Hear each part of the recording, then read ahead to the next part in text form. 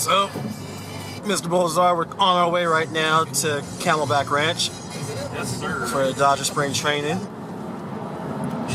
What's the plan for action for today? We are going to meet up with Eric Stephen of TrueBlueLA here in about 45 minutes. We're going to interview him at his favorite spring training restaurant. Apparently it's called Federico's Mexican. We have not been there, so that'll be fun. Alright. And then might meet up with the Seagard Sports Square crew. I can't say that right. Seagard Squared Sports. Man, they got to change that name. It's just too long. Tell them I said that. We'll see about that. But it'd be cool to link up with the guys because you've been getting a chance to call in and pretty much talk sports with them for a good few months now, right? Yeah. I've been calling in every Tuesday night, right around 7 o'clock, to catch up on all the Lakers and Dodgers news going on, and even the Ducks and Kings. So it'd be nice to see them in person, see what their operation looks like in person. Right. And I think if the weather holds up, we're going to catch a Dodger game, but we'll see. Look at how it is right now. We just got in on a day where it hailed, it snowed, it rained between California and Arizona. Right now it's just nothing but cloud cover all over. A little bit of blue sky peeking through. Along with Mr. Todd Boldiszar. Now we're here from SportSpeak Radio, giving you a SportSpeakLA Exclusive. We're staying outside of Federico's Mexican food here in Glendale, Arizona. And why are we here, Shad? We are just outside of Camelback Ranch to meet up with Eric Stephen of SB Nation's TrueBlueLA to get his opinion on the Dodgers, Juan Uribe, the pitching rotation, Yasiel Puig. Basically, he's been here since mid-February, so he's the man to ask all the questions. And a good thing about what we do at SportSpeak Radio for all of you guys out there, we want to give you the writer's point of view, and we want you, the fans out there, to kind of chime in, talk to us, let us know what you think. Do you guys match up with the pro writers? Do you match up with the stars out on the field? We want to get that whole opinion to kind of see if do we butt heads, or are we all in agreement here, right? Absolutely, and we heard your questions. We pulled you on Facebook. You gave us some good responses, so hopefully we got you all taken care of. All right, so we're getting ready to head inside. We're here in Glendale, Arizona.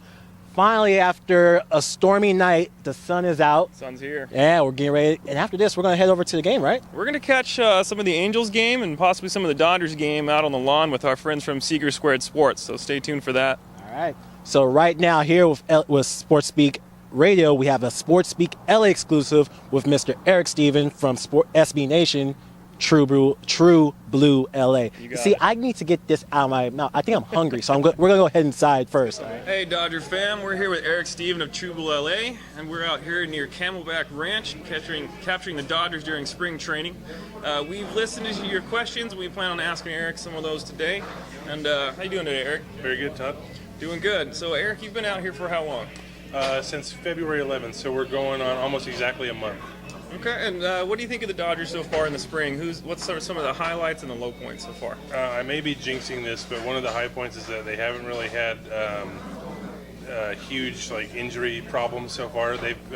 Carl Crawford is coming back from surgery. He's been dealing with nerve irritation in his left forearm, so that's what they're dealing with, and they're taking it real slow with him. He actually might not be ready opening day. If I had to bet, I would say he's probably not going to be, but it shouldn't be too long after that when he's ready. But that's been sort of the only major injury, so that's one of the real positives. The other one would probably be Yasiel Puig. Everyone just wanted to see this guy, and getting to see him in person, he's built like an NFL linebacker. He has all the tools in the world. There's a lot of raw talent. Yeah, just great to see. And like I said, none of us had seen him. Maybe a little bit in Rancho Cucamonga last year, but just to get to see him on this stage, that's been a real plus so far. Now, I'm glad that you mentioned him because a lot of our fans have asked me, they've asked us on Twitter and they've asked us on Facebook, does he have a real shot, does Puig have a real shot of making the opening day roster if Crawford is on the shelf? I would say no at this point. I mean, there's a chance where he could just blow the doors off the rest of the spring and continue to sort of do what he's been doing, but I think the management, Don Mattingly, Ned Colletti, everyone, they just want to really take it slow with him. He didn't play for about a year and a half before they signed him because he defected from Cuba, and then they signed him out of Mexico, I believe. And then he played 23 games last year and then 20 games in the Winter League. So we're talking real limited baseball experience. They just want him to get some sort of games under his belt before they throw him to the Wolves in the majors. So like he could probably, like I talked to someone, he could probably hit right now. He might be able to hit 20, 25 home runs, but he hit well under 200, and doesn't have the eye just yet. So that's sort of the fear, and they just want to get him some experience. But I think he's not too far away at all. No, not at all. So you think he'll probably start out AA this year, maybe AAA? That's the guess. Maybe? AA is probably, yeah. Okay, all right. Well, we're also talking starting rotation, and the Dodgers are in a rare occasion where they actually come into the spring with 2 mini starters. A lot of people will consider that a plus, but there might be some trade chips there. They've got a couple of extra left-handers. They've got Capuano and Lilly, and Lilly's coming off of an injury. They've got Aaron Herring, who's drawing trade interest. I know the Orioles were mentioned in the mix recently. Who do you see them moving, and who do you see them keeping?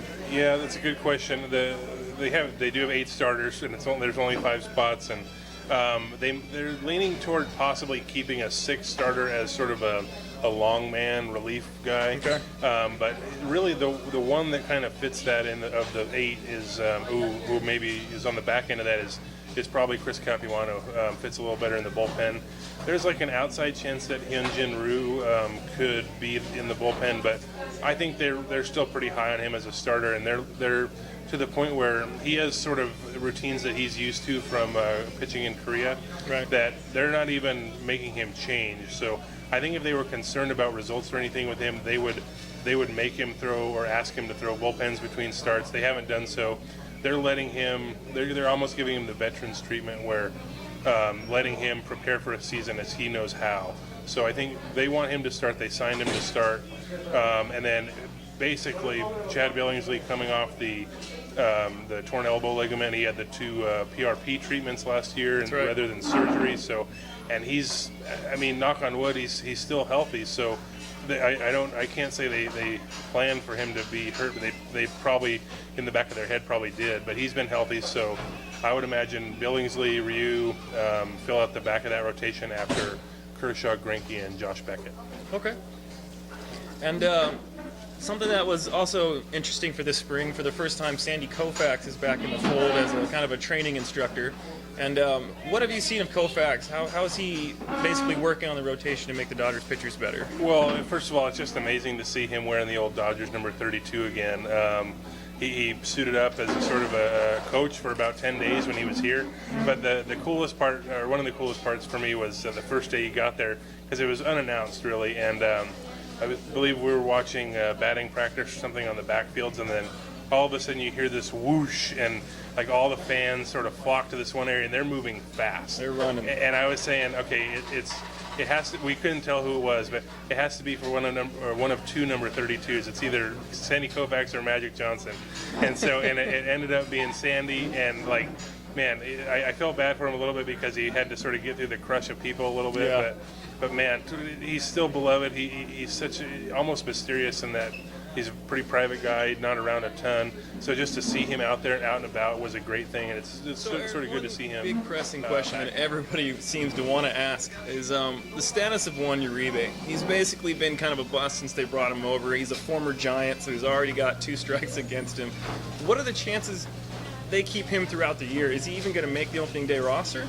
Yeah, I mean, every time I try to predict the demise of Juan Uribe, it's a futile effort. So I've sort of stopped doing that, and I'm at the stage where I won't believe he's off the roster till he's actually off the roster. So, yeah, I mean, if we didn't have Andre Jones from a few years ago, then Juan Uribe would be the gold standard for like bad free agent signings. But he's in the final year of a deal. He's making $7 million this year, and he just, like I said, hasn't hit at all. I saw a stat the other day where in 2010, when he won the World Series with the Giants, he hit 3 home runs in 9 games at Dodger Stadium. I think we all remember that. And then in his 2 years as a Dodger, he's played 80 games at Dodger Stadium, and he has 4 home runs. 4 home runs. So he's basically, and one of them is off of R.A. Dickey, too. Can you believe that? Yeah. The knuckleball. He killed that pitch. And, yeah, that probably should have invalidated his Cy Young, don't you think? Yeah, right? Exactly. But, no, so back to Uribe.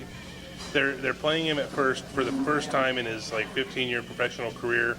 this year, sort of as a backup. So he's basically going to back up at all 4 infield positions, and he's actually really good defensively still for all the flack. But he really does have to hit, and I think he's going to make the opening day roster, but I think he's going to be on a short leash. So, but like you said, every time I try to predict it, I thought it was going to happen last year. It just never does, so we'll see. What would be the reasoning of keeping him this far? I mean, we were ready to dump him last year with the Dodgers' surplus of spending and their availability. They could just cut him and still pay him his $7 million, and they could probably afford it. Why did they keep him on the roster? Sure, but I guess the question then becomes like, who do you put on in place of him? You can make an argument for like Alex Castellanos as an outfielder, but I think he has an avenue to sort of make the team with Uribe on anyway. Especially for the first, I think it's 10 games or so of the season.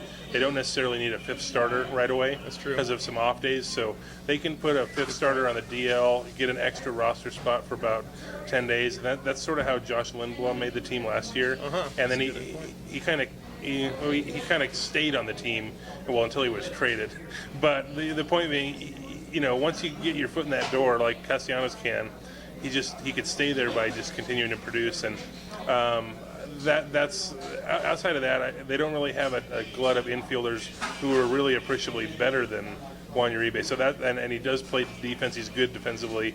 So I think that's why they keep him around. And then they're just, I think, praying that he sort of finds his power display that he had, in his 2 years in San Francisco. Give us a little bit of a plug about you and what you do, and we'll wrap up. Sure. Write about the Dodgers. I'm here all spring. I cover all the home games as well. Right at TrueBlueLA.com.